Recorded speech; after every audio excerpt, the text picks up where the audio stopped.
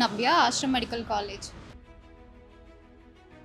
First thing ఏంటంటే concept ఓరియంటెడ్గా వెళ్తుంది ఇక్కడ.